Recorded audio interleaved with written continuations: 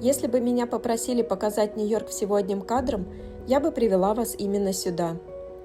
Здесь есть все, что так нравится людям в этом городе. Вода, мосты, небоскребы и тот самый вид на Манхэттен, который невозможно перепутать ни с одним другим местом в мире. За этими красивыми видами скрывается удивительная трансформация. То, что сегодня выглядит как идеальное место для прогулок, когда-то было частью рабочего порта Нью-Йорка. Сегодня здесь уже трудно узнать старый порт. Это полноценный городской парк у воды.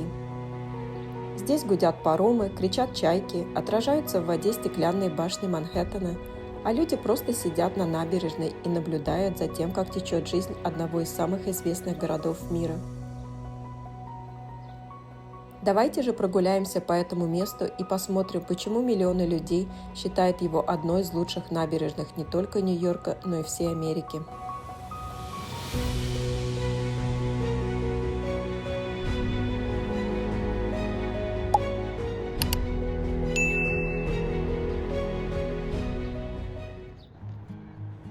Мы начинаем нашу прогулку на Бруклинском променаде.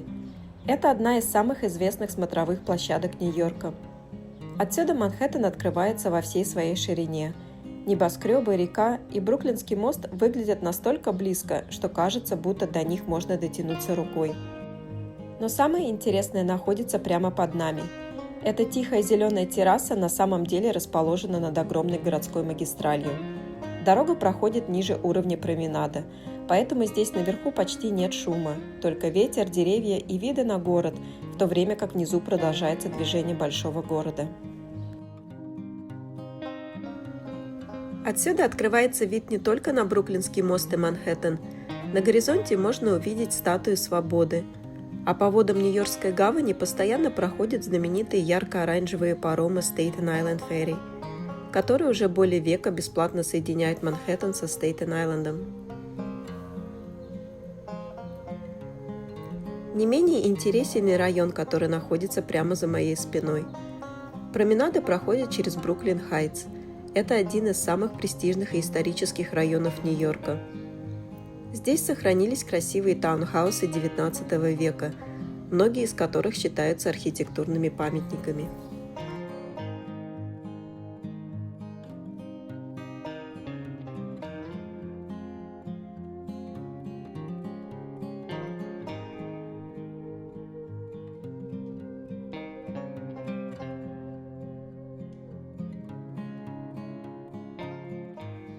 А это одно из самых узнаваемых зданий на набережной – один отель Бруклин Бридж.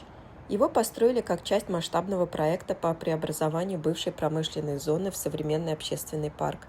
Архитекторы специально использовали натуральные материалы и теплые оттенки фасада, чтобы здание гармонично вписывалось в окружающий ландшафт и не выделялось на фоне исторической набережной. Отель расположен буквально у подножия Бруклинского моста. Рядом с отелем можно заметить необычный подвесной пешеходный мост. Он соединяет район Бруклин-Хайтс и саму променаду с Бруклин-Бридж-парком. Кстати, это уже вторая версия моста на этом месте. Первая конструкция оказалась слишком гибкой и заметно пружинила под весом пешеходов. Многие посетители жаловались, что движение моста ощущалось практически на каждом шагу. В итоге ее демонтировали, а затем построили новый мост, который мы видим сегодня.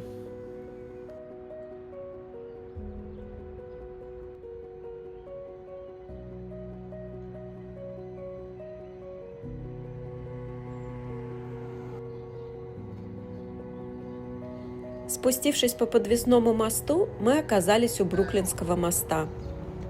Здесь нас встретил вот такой вот очаровательный пруд, где можно ненадолго отвлечься от городской суеты.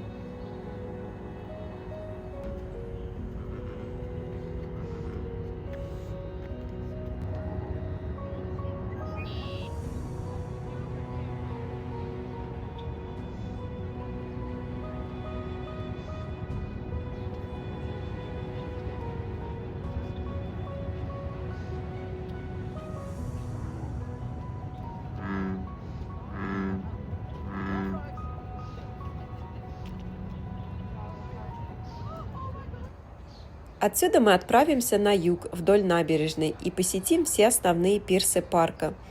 По пути нас ждут живописные виды на Манхэттен, Нью-Йоркскую гавань и, конечно же, сам Бруклинский мост с необычных ракурсов. А затем мы вернемся обратно и прогуляемся по району Дамбо, одному из самых известных и атмосферных районов Бруклина. Он расположен к северу от Бруклинского моста и славится своими историческими промышленными зданиями, уютными улочками и знаменитыми видами на Манхэттенский мост. В XIX веке этот берег называли «замурованным городом» из-за огромного количества портовых складов. В те времена Бруклин был отдельным крупным городом. Его причалы круглосуточно принимали суда со всего земного шара. Здесь разгружали тонны кофе, хлопка, сахара и экзотических товаров. Местные рабочие трудились на фабриках и железной дороге прямо у кромки воды. Паромы были единственной связью с Манхэттеном. Все изменилось в 1883 году, когда открылся знаменитый Бруклинский мост. Транспортная система шагнула вперед. Позже, в середине XX века, мир перешел на огромные контейнерные перевозки. Старый порт Бруклина не смог принимать новые большие корабли. К 1980 годам процветающий район превратился в заброшенную, опасную и мрачную промышленную зону. Власти города хотели продать эту землю под частную застройку и дорогие жилые высотки. Однако обычные жители Бруклина объединились ради спасения набережной. В 1998 году была создана специальная организация, которая начала планировать будущий общественный парк. Это был один из самых громких примеров, когда мнение горожан изменило судьбу мегаполиса. Строительство началось в 21 веке, а первые участки открылись для посетителей в 2010 году. Главная фишка парка – это бережное отношение к прошлому и умная экология. Архитекторы не стали полностью уничтожать старые постройки, они подарили им вторую жизнь. Старые пирсы превратились в зеленые полуострова, спортивные площадки и искусственные пляжи. Древесину старых складов пустили на создание парковых скамеек и отделку зданий. Старинные каменные склады бережно отреставрировали снаружи и полностью обновили внутри. Теперь в этих исторических зданиях работают современные магазины, выставки и рестораны. Парк состоит из 6 основных пирсов. Первый пирс находится у подножья Бруклинского моста. Дальше вдоль набережной начинается второй пирс. Это настоящая спортивная зона парка. Здесь находятся баскетбольные площадки, столы для пинг-понга, зона для пиклбола и фитнеса. В отличие от спокойного первого пирса, здесь всегда движение и шум.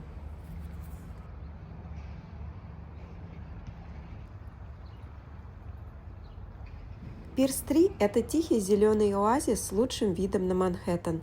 Если вы хотите спрятаться от городской суеты, вам точно сюда. Пройдите вглубь пирса, и вы найдете удивительный лабиринт из кустарников. Это место создано для неспешных прогулок и открытий. Под ногами и вдоль тропинок вы заметите огромные железные тумбы-кнехты. Много лет назад рабочие привязывали к ним канаты огромных кораблей.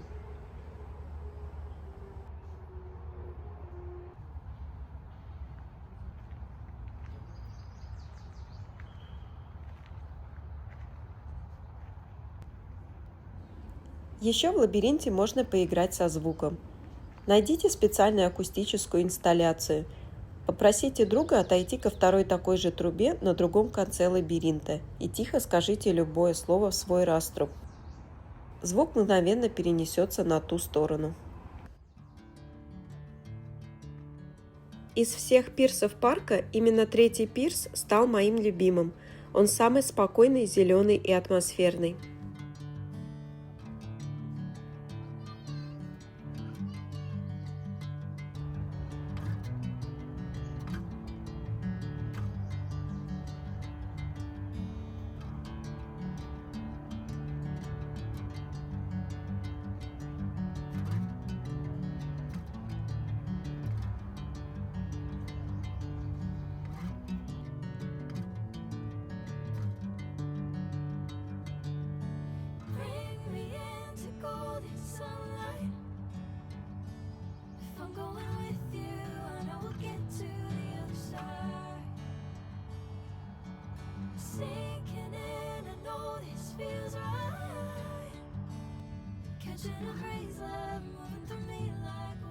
Четвертый пирс – одна из самых необычных частей парка. Здесь уже нет привычных лужаек и спортивных площадок. Вместо этого пространство сделано прямо у воды, с прямым доступом к реке. Во время отлива здесь даже появляется небольшой дикий пляж. А летом здесь работает бесплатный каякинг – редкая возможность выйти на воду и увидеть Манхэттен и Бруклинский мост прямо с реки.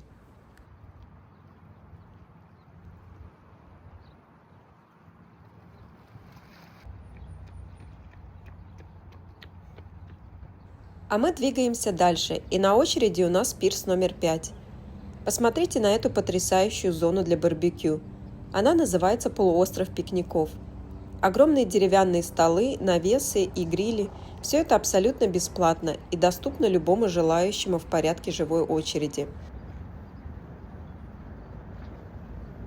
Рядом с пирсом находится Бруклинская марина – небольшая гавань, где пришвартованы яхты, парусные лодки и прогулочные суда. Здесь также базируется парусный клуб, где можно научиться управлять яхтой и выходить под парусом в воды Нью-Йоркской гавани.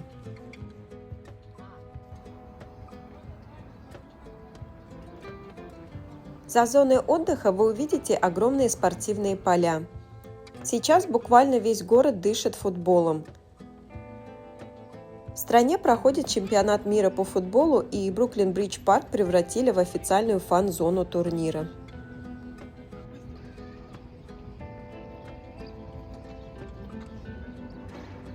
Шестой пирс – это самая южная часть парка. Здесь нет шумных спортивных площадок и крупных достопримечательностей. Это место больше создано для отдыха и неспешных прогулок у воды.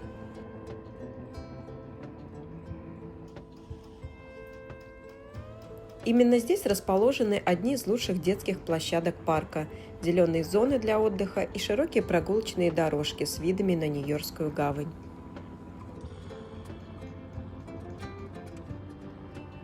Парк очень необычно устроен с точки зрения финансирования. Он не полностью живет за счет городского бюджета. Его модель основана на принципе самоокупаемости. Основные деньги на содержание парка приходят не от налогов, а от развития недвижимости внутри самого проекта. На несколько специально выделенных участках построены жилые дома, отели и коммерческие здания. И именно доходы от их аренды и налоговых выплат идут на финансирование парка. По сути, небольшая часть территории была отдана под застройку, чтобы профинансировать и поддержать остальную, большую часть парка как общественного пространства. Дополнительно парк получает небольшие доходы от мероприятий, кафе, аренды площадок и программ вроде киносеансов или фестивалей, но это лишь малая доля бюджета. Такой подход позволяет парку оставаться бесплатным и при этом полностью покрывать расходы на обслуживание и развитие без постоянного финансирования из бюджета города.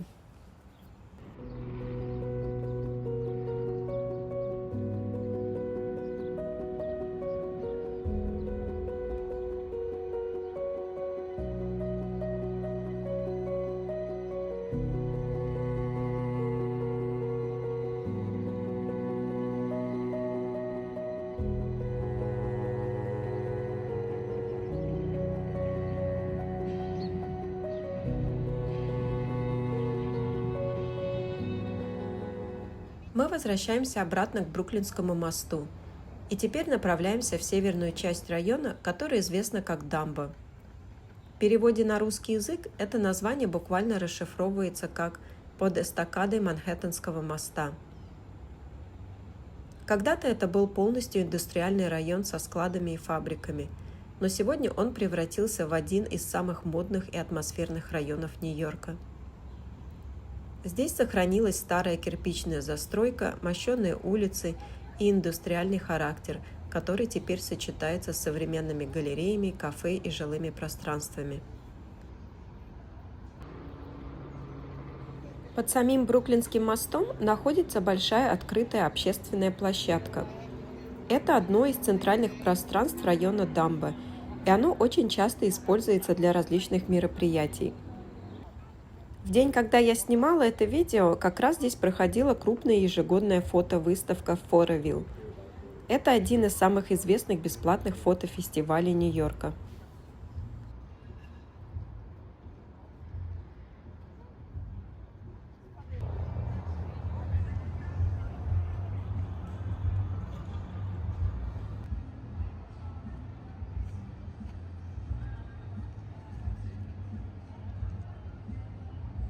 Рядом находится очень интересное историческое здание.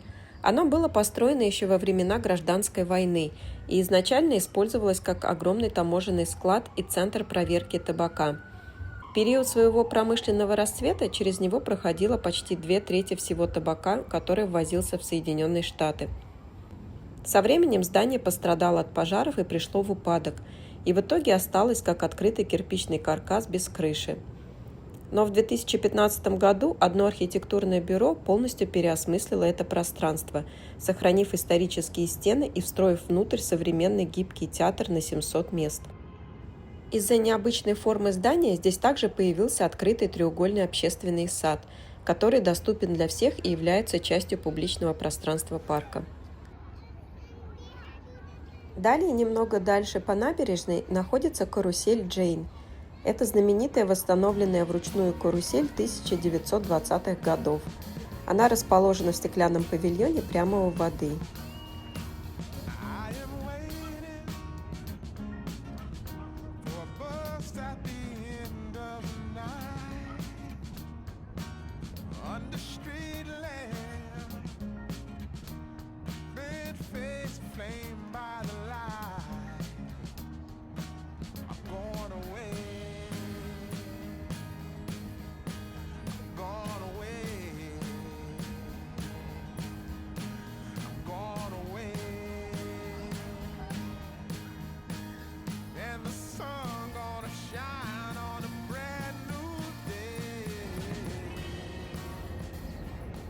Перед нами еще один потрясающий пример того, как старый кирпичный склад XIX века превратили в классное общественное пространство.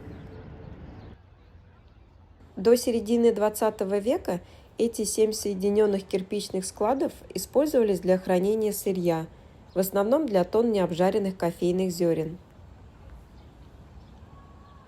Если зайти внутрь здания и подняться на 5-й этаж, вы попадаете на открытую зеленую террасу. Она абсолютно бесплатная и открыта для всех. Оттуда с высоты открывается один из лучших видов на Ист-Ривер, панорама Манхэттена, Бруклинский и Манхэттенский мосты. Это идеальная точка для съемки видео и фотографий.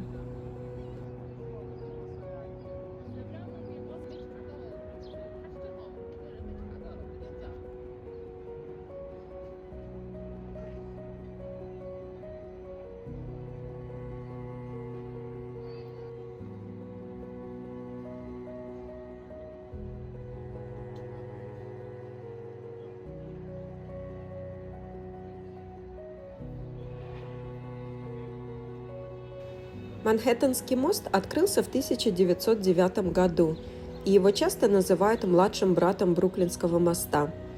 Но на самом деле он стал важным шагом вперед в инженерии своего времени.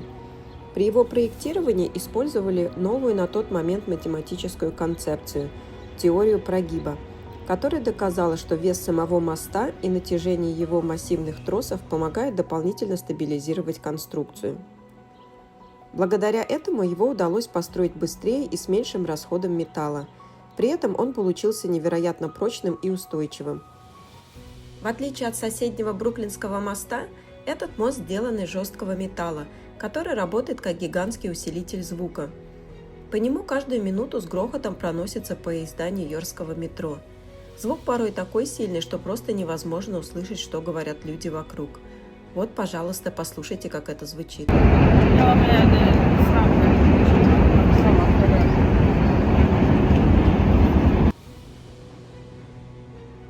Для меня до сих пор остается загадкой, как люди, живущие по соседству с мостом, справляются с этим гулом.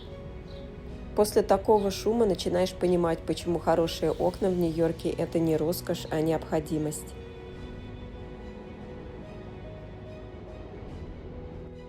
Манхэттенский мост знаменит не только своей инженерной историей. Именно благодаря ему появился один из самых узнаваемых видов Нью-Йорка. Тот самый кадр, который часто можно увидеть в фильмах, сериалах, рекламе и бесконечном количестве фотографий в соцсетях. Он снят на улице Вашингтон-стрит, где между массивными опорами моста, словно в рамке, появляется силуэт знаменитого небоскреба Empire State Building.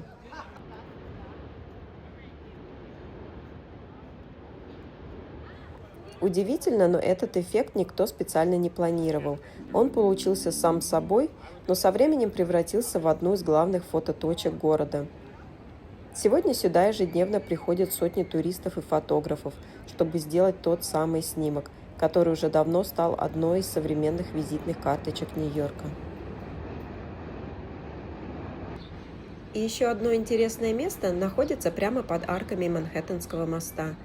По выходным здесь проходит один из самых известных винтажных рынков Бруклина. Даже если вы не планируете ничего покупать, сюда стоит заглянуть хотя бы ради атмосферы. Это очень колоритное место, которое отлично передает творческий дух Бруклина. Ну а на этом наша прогулка подходит к концу. Спасибо, что досмотрели видео до конца. Если вам понравилась эта прогулка, поддержите видео лайком и подпиской на канал. А я желаю вам отличного дня, хорошего настроения и до встречи в следующих видео.